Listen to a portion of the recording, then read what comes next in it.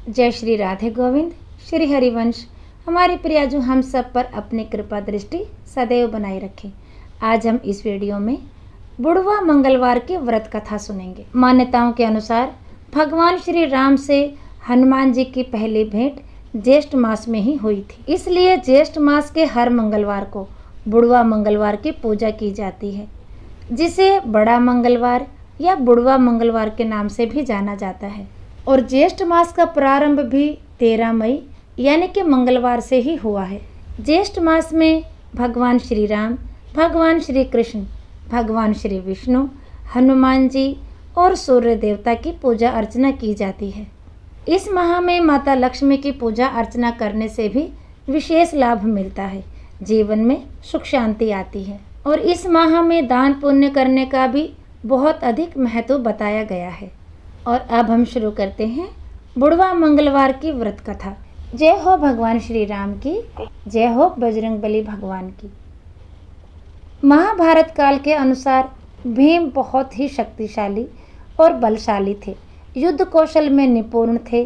शक्तिशाली होने पर भीम एक बार अहंकार में भर गए। इस अहंकार को दूर करने के लिए बजरंगबली हनुमान जी ने एक लीला रची।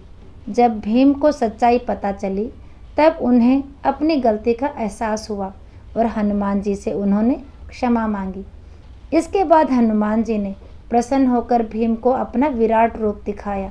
कथा के अनुसार पांचों पांडव जब वनवास भोग रहे थे, उनको अज्ञातवास में रहना पड़ा।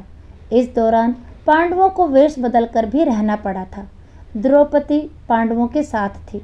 द्रौपदी एक आश्रम में रहकर समय बिताने लगी। एक दिन जब वे आश्रम में बैठी हुई थी तो एक पुष्प उड़कर उनके पास आ गया। पुष्प की सुगंध द्रौपदी को बहुत पसंद आ गई। तब उन्होंने भीम को बुलाकर उस पुष्प को लाने के लिए कहा। द्रौपदी की इच्छा को पूरा करने के लिए भीम पुष्प की खोज में निकल पड़े। पुष्प की सुगंध जिस दिशा में आ रही थी, भीम उसी दिशा की ओर चलने लगे। उस सुगंधित पुष्प को खोजते खोजते भीम एक वन में जा पहुँचे। वन में जैसे ही भीम ने प्रवेश करने का प्रयास किया तो उनकी नज़र रास्ते में लेटे हुए वानर पर पड़ी। भीम ने उन बूढ़े वानर से आग्रह किया कि वे रास्ते से हट जाएं, लेकिन वानर ने कोई प्रतिक्रिया नहीं की। भीम ने फिर से वानर को वहां से हट जाने के लिए कहा, लेकिन इस बार वानर ने कहा कि वह बहुत कमज़ोर है, हिलडुल नहीं सकते, इसलिए लांघ कर निकल जाओ। वानर के इस व्यवहार से भी भीम को क्रोध आ गया और वे अपनी शक्तियों के बारे में बताने लगे। भीम ने वानर को अपना परिचय दिया कि वे कुंती पुत्र हैं और पवन उनके पिता हैं और मैं हनुमान जी का भाई हूँ। लेकिन यह सब सुनकर भी वानर पर कोई प्रभाव नहीं पड़ा। इधर भीम का क्रोध बढ़ने लगा और उन्होंने वानर से कहा कि वो उन्हें और अधिक क्रोध ना दिलाएं, नहीं तो उन्हें परिणाम भुगतना होगा। तब बूढ़े वानर का रूपधारी बजरंगबली हनुमान जी ने भीम से कहा कि अगर उन्हें अधिक जल्दी है तो वे उनकी पूंछ उठाकर जा सकते हैं। भीम ने क्रोध में आकर उन वानर की पूंछ हटाने का प्रयास किया, लेकिन वे उसे हिला तक नहीं पाए। तब भीम को आभास हुआ कि यह कोई साधारण वानर नहीं है। फिर भीम हाथ जोड़कर उनके सामने खड़े हो गए और वानर से उनका परिचय पूछा। तब उन वानर ने भीम को बताया कि वह कोई और नहीं बल्कि स्वयं हनुमान है। भीम हनुमान जी को सामने देखकर चकित रह गए और हाथ जोड़कर खड़े हो गए। तब हनुमान जी ने भीम को बताया कि आगे विशेष वन है, यह रास्ता देवताओं का है और यह मनुष्यों के लिए सुरक्षित नहीं है, इसलिए उन्हें तुम्हारी रक्षा के लिए आना पड़ा। भीम को हनुमान जी ने उस पुष्प के बारे में बताया कि वहाँ से वह पुष्प ले जा सकते हैं। पुष्प लेने के बाद हनुमान जी ने भीम से कहा कि अब तुम यहाँ से जा सकते हो। भीम ने हनुमान जी से आज्ञा लेने से पहले अपनी एक इच्छा रखी। भीम ने हनुमान जी को अपना विराट रूप दिखाने की इच्छा प्रकट की। तब भीम के कहने पर हनुमान जी ने विराट रूप धारण किया और उस विराट रूप के दर्शन करने के बाद भीम ने हनुमान जी का आशीर्वाद लिया। हनुमान जी ने भीम को गले से लगाया। हनुमान जी के गले लगने से भीम की शक्ति और भी बढ़ गई। भीम ने हनुमान जी से आग्रह किया कि वह कौरवों के साथ होने वाले युद्ध में पांडवों का साथ दें।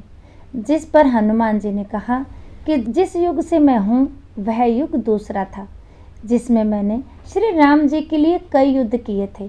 अब यह युग दूसरा है, यहाँ मेरा युद्ध करना सही नहीं है, इसलिए मैं युद्ध में सम्मिलित नहीं हो सकता, किंतु युद्ध में पांडवों के रथ के ध्वज पर मेरा वास होगा।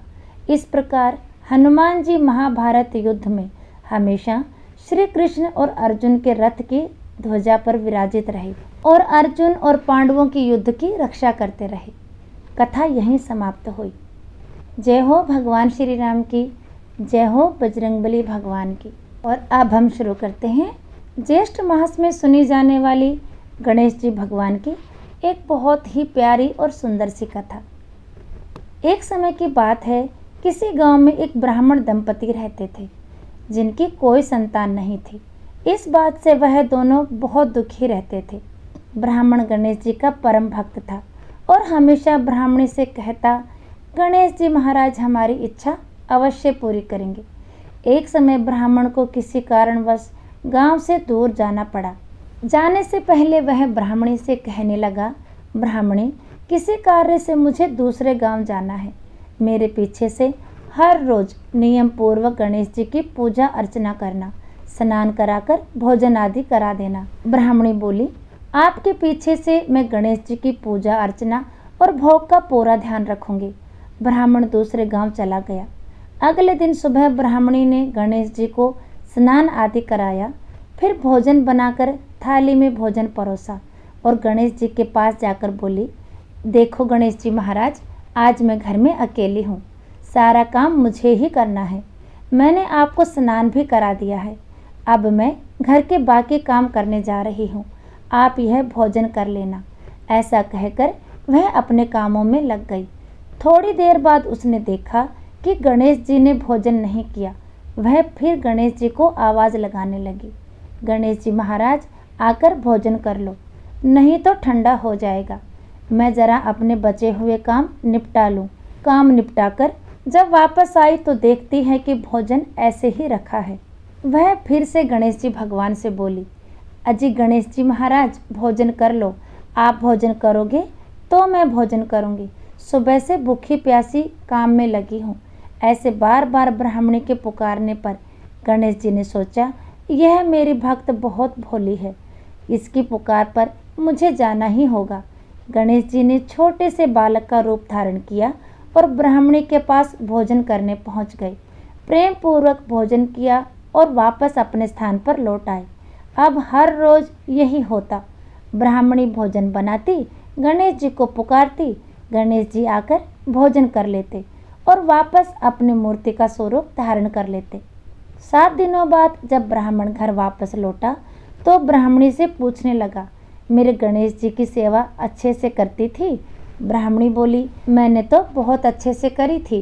कभी लड्डू बनाकर खिलाए तो कभी खीर बनाकर खिलाई, कभी हलवे पूरी का भोग लगाया, रोज थाली भरकर भोजन देती थी और गणेश जी सारी थाली खत्म कर जाते थे। यह सुनकर ब्राह्मण बोला, यह तुम क्या कह रही हो ब्राह्मणी? ब्राह्मणी बोली, हाँ, यकीन नहीं आता तो कल छुप कर बैठ जाना और देख लेना, गणेश जी सारी थाली खत्म कर जाते हैं। ब्राह्मण बोला, ठीक है। अगले दिन ब्राह्मणी ने नियम पूर्वक भोजन बनाया और गणेश जी को पुकारने लगी। गणेश जी बालक का रूप धारण करके आए और भोजन किया और जाने लगे। तब वह छुपा हुआ ब्राह्मण बाहर आया और गणेश जी के चरणों में हाथ जोड़कर बैठ गया और बोला, हे गणेश जी महाराज, मैं सदैव आपकी पूजा अर्चना करता रहा, आपने मुझे कभी भी दर्शन नहीं दिए। ब्राह्मणी का भोग स्वीकार करने आप साक्षात प्रकट हो गए।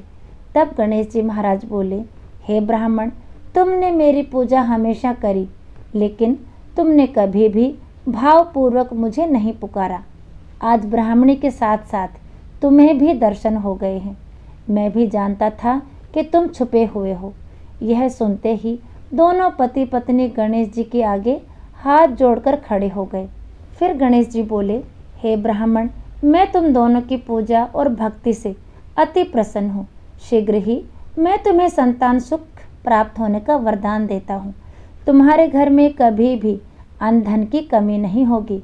ब्राह्मण और ब्राह्मणी को आशीर्वाद देकर गणपति महाराज वापस मूर्ति में समा गए। हे गणेश जी महाराज, जैसे कृपा ब्राह्मण और ब्राह्मणी पर करी है, वैसे ही इस कहानी को कहने वाले, सुनने वाले हम सब पर करना।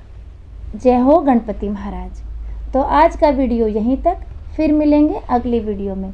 तब तक के लिए सभी को प्रेम भरी राधे राधे।